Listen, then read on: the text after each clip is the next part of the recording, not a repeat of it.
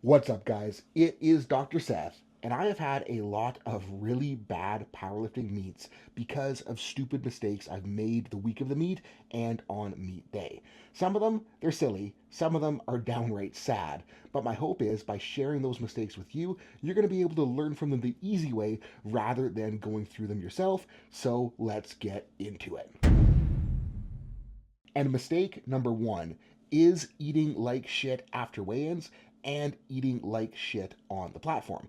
And I know it's like the cool powerlifting thing to do to go out for a giant meal after weigh ins, take the picture of it, act like you're all proud for all the junk you're about to shove in your body. But the thing is if that junk does not agree with you, it isn't going to help you out on the platform. And thinking back to my third meet ever, I did this exact thing. Like we went out to this diner post weigh in. I had this big greasy omelet full of cheese, bunch of sausage on the side, bunch of greasy ass hash browns, ton of ketchup, a ton of things that I wasn't used to eating. And I thought that having all those calories, all of that food, would help me on the platform. And it was an IPF 2 hour weigh in, so it kind of worked out okay on squats. Like I squatted pretty damn well that day, but come bench, the gut bomb started hitting, and I was making trips to the bathroom between pretty much every single warm up set.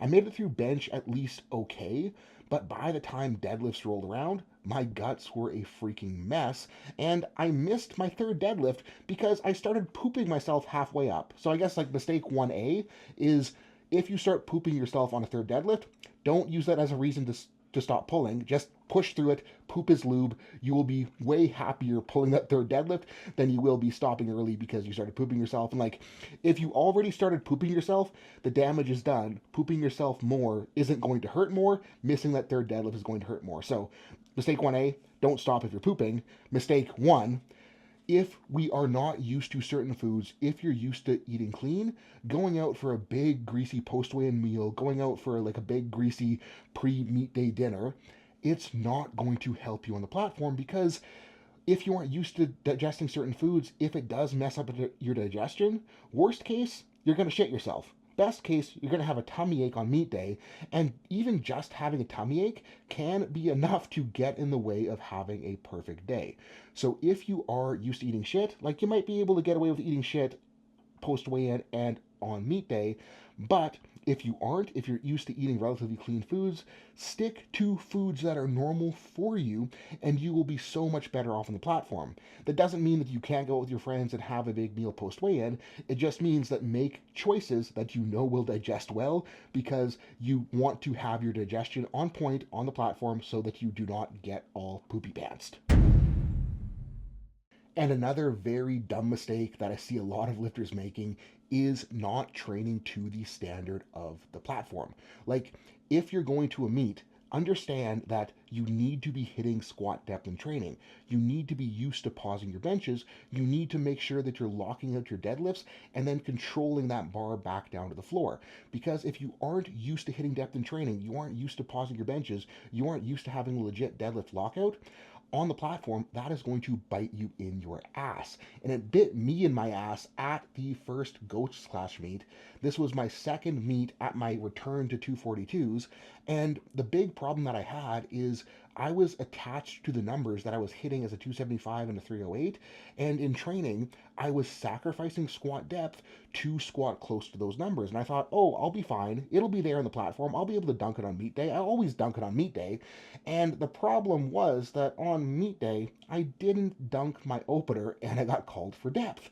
So I made the smart choice there and I retook the opener and got called for depth again on my second. At that point, I was straight up panicking and my day was not on track at all. I managed to get it in on my third, but the total I wanted, everything that I'd hoped to do at that meet, was essentially ruined just because I wasn't squatting deep enough in training and then I wasn't able to dunk my opener to deep enough depth to get white lights, and that is such a easy fix to make. If you guys are squatting high in training, just drop the ego and squat deep enough that you will get white lights on meet day.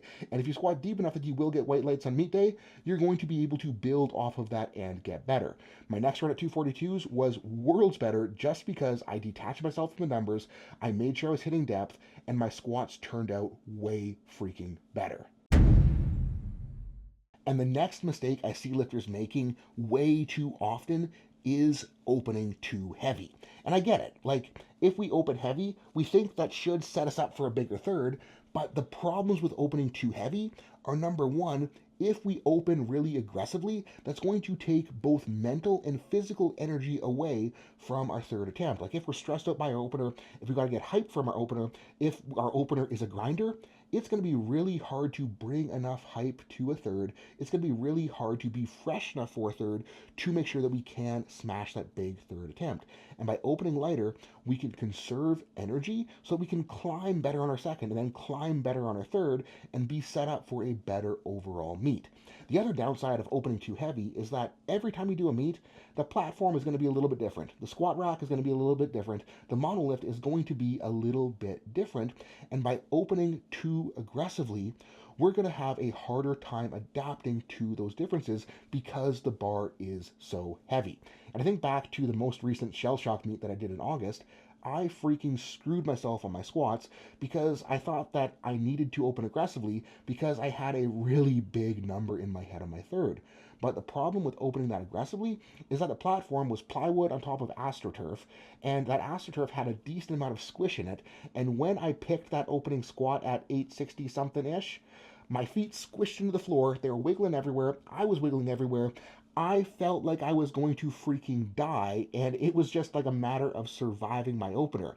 And that opener feeling that bad, my confidence was freaking shot, and I didn't have like the mental capacity during the lift to like think my way through it and think like, how can I adjust this for my second? And on my second, I took a little tiny jump, way smaller than I had planned because the opener felt so bad. And because my opener was too heavy to think my way through adjustments, my second was even shittier than my opener. And after that, I was just like, I'm done. I don't want to actually die today.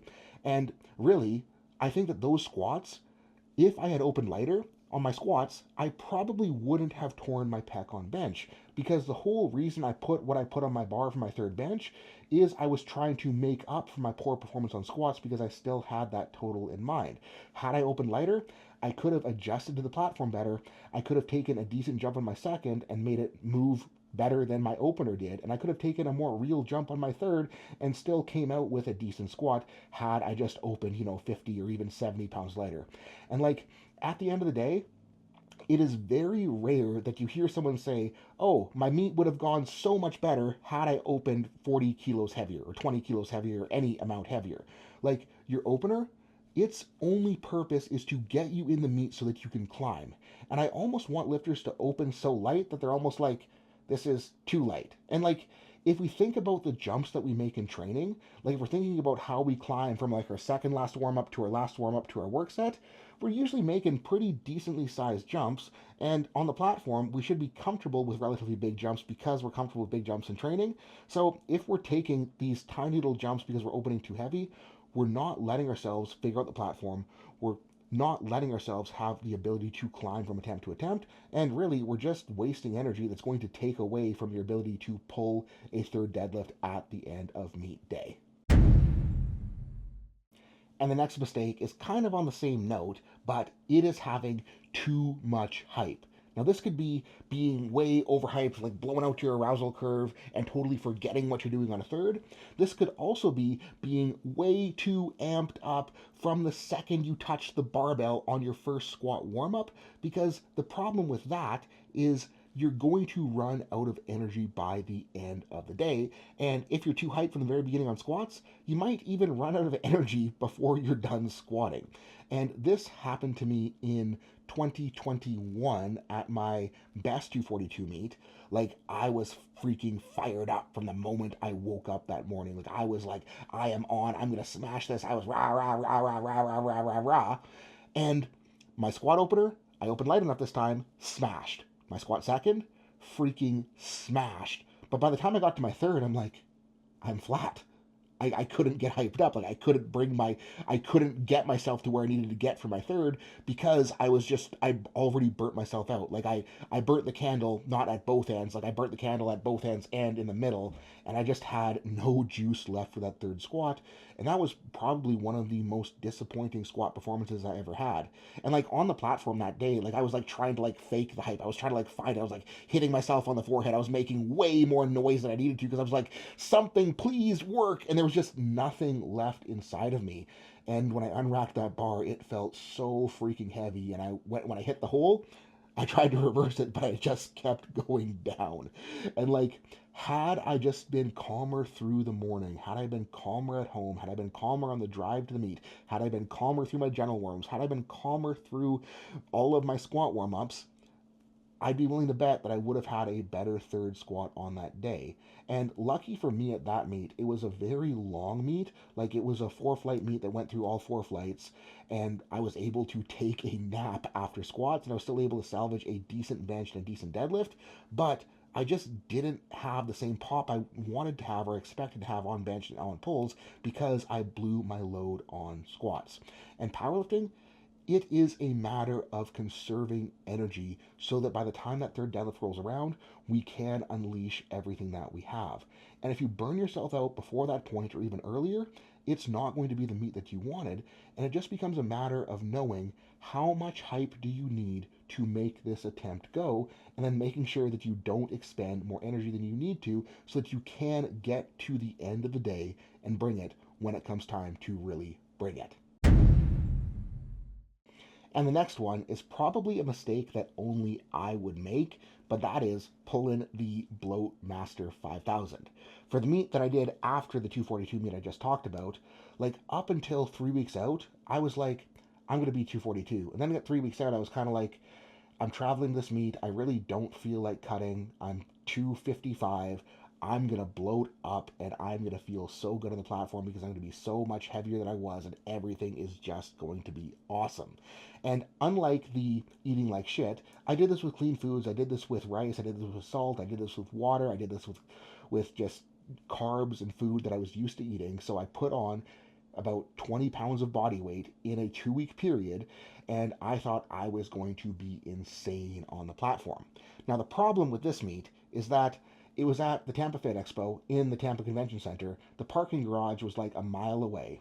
And normally, like a mile walk, I'm in pretty good shape. I do cardio regularly, but on that day, with the amount of bloat that I had, just walking to the meet venue, like I thought I was going to die of a back pump, and I had to lay on the floor. Like what I should have been doing my general warm up, I was laying on the floor going, "Oh shit, oh fuck, oh shit, oh fuck," because my back was blowing up so freaking bad. And I got it to calm down well enough for squats that squats went well, but similar story to before. By the time I got to bench, my back cramped and locked up worse than I ever had it in my life. And then when it came time to warm up for deadlifts, I couldn't get the thing to unwind. Like I barely could reach down to the deadlift bar. Not from back pain, just from the like erectors being like and just locking down. I just couldn't bend over to save my life. And like I got to the deadlift bar, but positioning was absolutely freaking horrendous. And I just couldn't wedge in assertively to save my life because of the amount of back pump that I had. And like you'll hear old multiply lifter stories talking about how beneficial bloating is and yada yada yada yada. And sure, for multiply, yeah, that might work, but for raw, you're going to do more harm than you're going to do yourself good because you need to have a fresh low back if you want to pull well.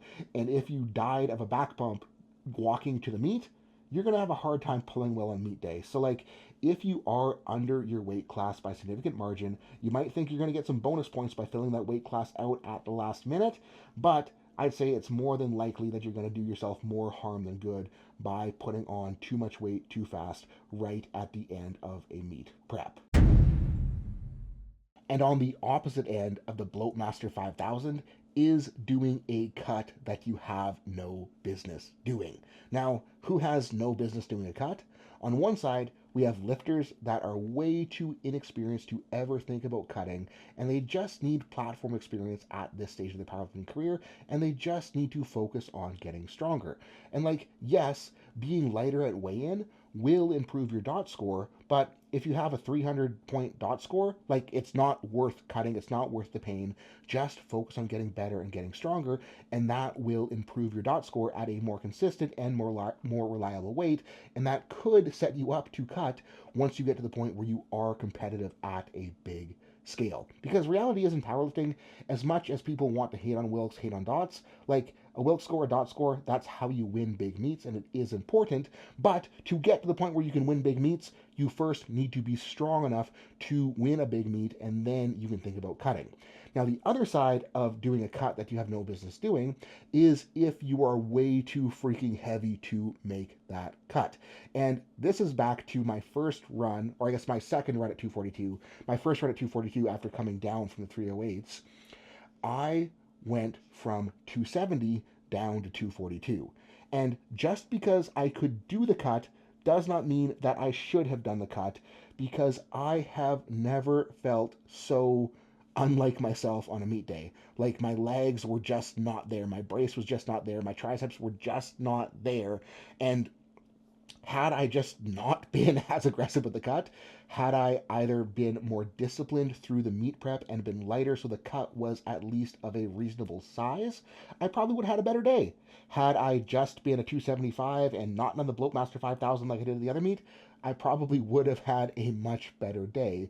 But that was one of the most disappointing meets of my life, because I was so flipping strong in training and I felt so good in training, and I was like, I'm gonna smoke this thing. And I thought that because I got everything back on, like I'm very, very, very diligent at my recomp strategy, I ended up being like 278 on the platform.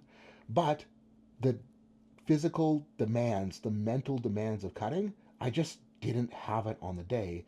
And had I either been lighter and not needed to cut so much, or had I just not cut, it would have been a hell of a lot better of a meet.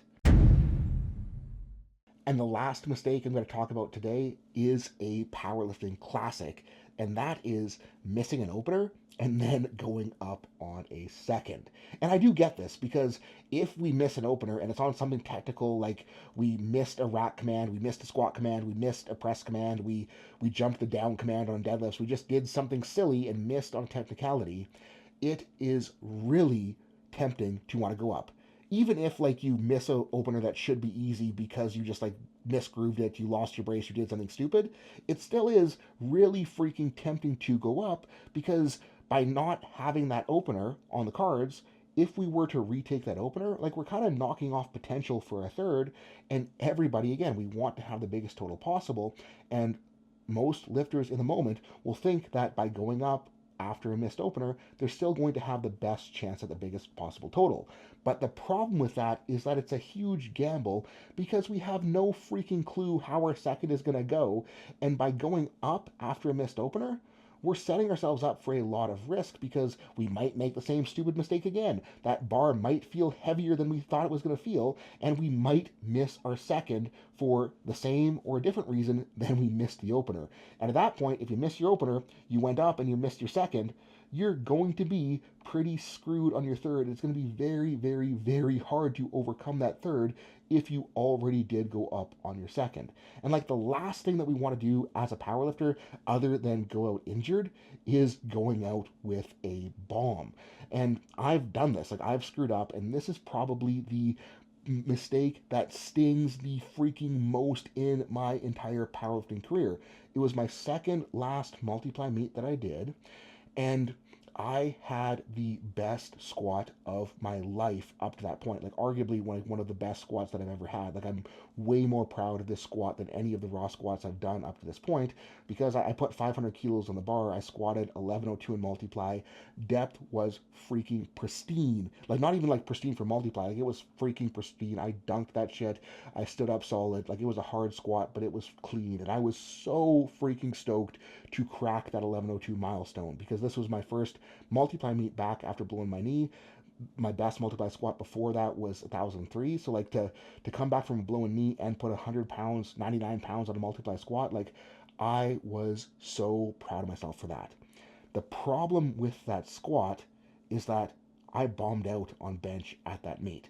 And like on bench, I was super nonchalant about it. I'm like, I'm a good bencher. I'm fine. I'm going to make this happen. Yada, yada, yada, yada. And then I got to my opener. I rushed the touch. I overtucked. I dumped it onto my belly, and I missed my opener because I dumped the bar onto my belly. And my thought at the time was, okay, if I just put more weight on the bar, it's going to be easier to touch. Problem solved. I can still attack the giant total that I wanted to hit on the day. The problem with that, though, is I didn't account for how fatigued I was and how smoked I was after that 11:02 squat. And even though I got 772 down to my chest just fine, I didn't have the juice to finish it on my second. And then my third, I fought like hell. I almost got it locked out. I got my right elbow locked out, but I just couldn't get my left elbow to go. I couldn't get that rack command, and I ended up just like drifting off and falling off the bench, and then wandering through the parking lot for like half an hour, like borderline crying because I was so upset at myself because like the squat that I was the most proud of in my career, like it didn't count because I bombed on bench. And like had I just retaken my opener on my second, I can't guarantee that I would have made it, but I at least would have had a better shot at making that 11:02 squat count in the record books. So, guys, those are the biggest mistakes that I have made on meet day. And right now, you might be thinking, wow, Seth, you're a lot stupider than I thought you were. But the thing is, I haven't made any of those mistakes twice, and my hope is, by hearing me talk about them, you guys aren't going to make the same mistakes either. So that's what I got for today, guys. Thank you so much for watching this video. Thank you for supporting this channel. Peace out, and have a good night.